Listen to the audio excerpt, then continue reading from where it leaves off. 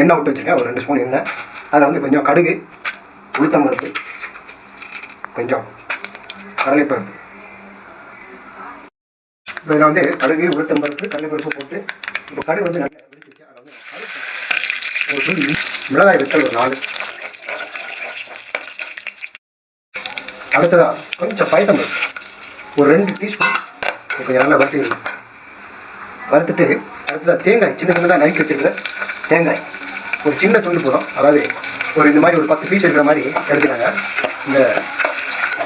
இந்த துவையலுக்கு தேங்காய் போட்டிங்கன்னா ரொம்ப டேஸ்ட்டாக இருக்கும்.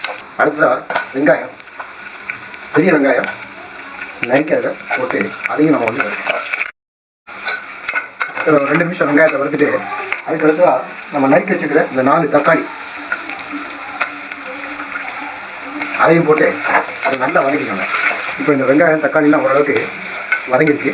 இதில் நம்ம வந்து பீர்க்கங்காய் தோல் நீக்கிட்டு சின்ன சின்னதாக நறுக்கி வச்சுருக்கோம். இந்த பீர்க்கங்காயை நம்ம அதில் கொட்ட போகிறோம்.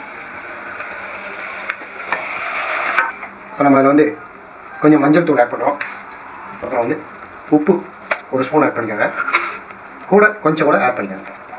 ஓகே போதும். இப்போ பெருங்காயத்தூள் கொஞ்சம் ஆட் பண்ணிக்கோங்க.